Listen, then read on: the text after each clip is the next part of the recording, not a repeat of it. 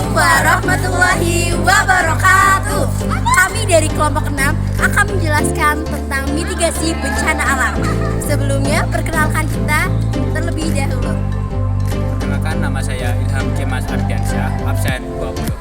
Perkenalkan, nama saya Indri Salma Andriani dari absen 21. Perkenalkan, nama saya Nala Fitri Effendi, absen 28. Perkenalkan, nama saya Resti Fitri Rahmadani, absen 31. Simak terus videonya ya. Mitigasi bencana ialah serangkaian upaya untuk mengurangi resiko dan dampak bencana dengan melakukan perencanaan, persiapan, dan tindakan preventif.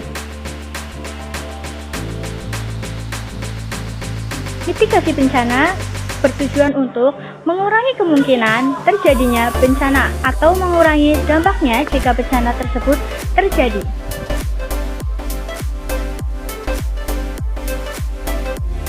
Adapun contoh mitigasi bencana antara lain yang pertama, perencanaan tata ruang yang baik, yang kedua, pembangunan infrastruktur yang tahan bencana, yang ketiga, pendidikan dan pelatihan masyarakat tentang bencana, yang keempat, pemantauan dan peringatan dini bencana, yang kelima, penguatan kapasitas masyarakat untuk menghadapi bencana. Adapun jenis-jenis bencana alam yang sering terjadi di Indonesia. 1. Gempa bumi. Gerakan yang terjadi di permukaan bumi akibat pergerakan lempeng tektonik. 2. Banjir. Luapan air yang terjadi akibat hujan lebat, pasang surut, air laut, atau kegagalan infrastruktur. 3. Longsor. Pergerakan tanah atau batuan yang terjadi akibat gravitasi, hujan, dan gempa bumi.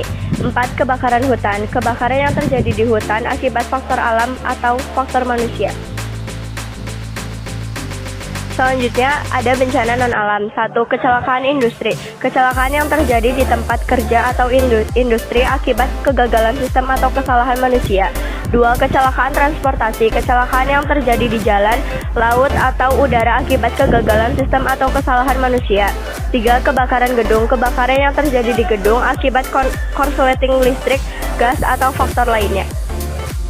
Ada bencana sosial. 1. Konflik sosial. Konflik yang terjadi antara kelompok masyarakat akibat perbedaan pendapat, agama, atau kepentingan. 2. Kerusuhan. Kerusuhan yang terjadi akibat ketidakpuasan masyarakat terhadap pemerintah atau kebijakan. Yang terakhir, 3. Perebutan sumber daya. Perebutan sumber daya alam atau ekonomi yang terjadi antara kelompok masyarakat atau negara. Salah satu jenis upaya mitigasi adalah mitigasi struktural. Mitigasi jenis ini merupakan upaya untuk mengurangi kerentanan terhadap bencana dengan cara rekayasa teknis bangunan tahan bencana. Bangunan tahan bencana adalah bangunan dengan struktur yang direncanakan sedemikian rupa, sehingga dapat bertahan atau jika terjadi bencana tidak mengalami kerusakan yang membahayakan. Sedangkan rekayasa teknik adalah prosedur perencanaan struktur bangunan dengan memperhitungkan karakteristik aksi dari bencana. Contoh mitigasi struktural lainnya antara lain sebagai berikut. Membangun struktur bangunan tahan panas dan anti gempa.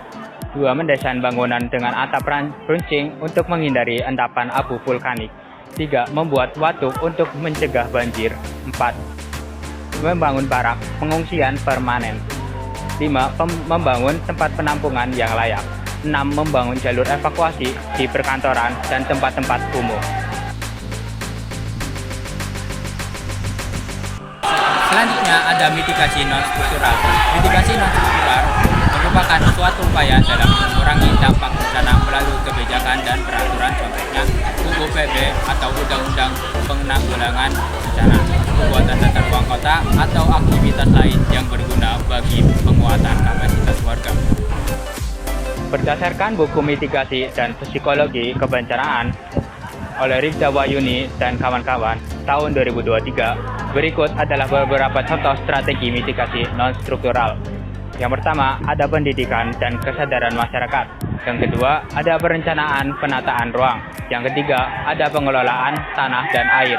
Yang keempat, ada pelatihan dan peningkatan kapasitas. Beberapa fungsi utama mitigasi non-struktural antara lain dan 1. Untuk meningkatkan pemahaman masyarakat tentang risiko bencana. Langkah-langkah untuk mempersiapkan diri dan tindakan pencegahan yang dapat dilakukan. 2. Untuk memberikan keterampilan dan pengetahuan kepada masyarakat dan pihak-pihak terkait untuk merespon dengan efektif dalam situasi darurat. Jenis upaya mitigasi ada dua, yaitu mitigasi struktural dan mitigasi non-struktural.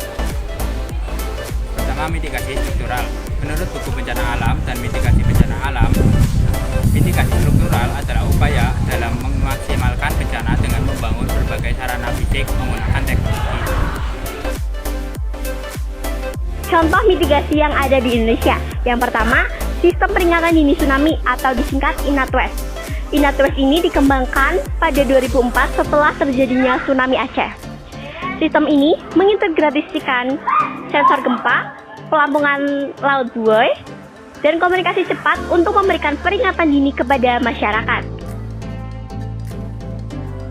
Pembangunan sabodam di lereng Gunung Merapi. Untuk mengendalikan aliran lahar dingin saat erupsi, pemerintah membangun sabodam, bendungan pengendali lahar, di beberapa titik lereng di Merapi. Ini untuk melindungi pemukiman warga dan lahan pertanian lainnya.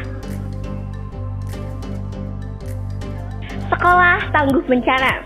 Jadi, sekolah melakukan program untuk mendidik siswa dan guru agar tanggap terhadap bencana. Jadi, siswa dan guru ini dilatih agar mereka siap saat menghadapi bencana alam.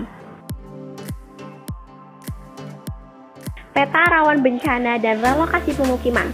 Contohnya ada di Kabupaten Agam, Sumatera Barat. Beberapa desa direlokasikan karena berada di zona yang rawan bencana.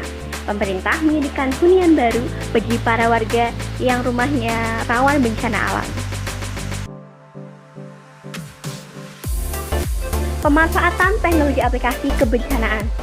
Aplikasi seperti BMKG, Inaris digunakan masyarakat untuk mengetahui resiko bencana dan informasi cuaca secara real time. Selanjutnya ada peran masyarakat dan individu dalam mitigasi bencana. Yang pertama, edukasi kepada masyarakat, belajar dan menyebarkan informasi kebencanaan. Yang kedua, ada kelompok siaga bencana. Bentuk tim tanggap darurat di lingkungan agar bisa menjaga lingkungan agar tetap aman. Yang ketiga, rencana darurat keluarga. Siapkan jalur evakuasi dan perlengkapan darurat jika kamu ada di area yang rawan bencana. Yang keempat, peduli lingkungan. Jaga kebersihan dan tanam pohon untuk cegah banjir dan longsor. Dan mulai dengan hal-hal yang kecil seperti membuang sampah pada tempatnya dan lain sebagainya. Lalu yang kelima ada pelaporan dini. Laporkan potensi bahaya ke pihak yang berwenang. Sekian penjelasan video dari kami, kurang lebihnya mohon maaf. Wassalamualaikum warahmatullahi wabarakatuh.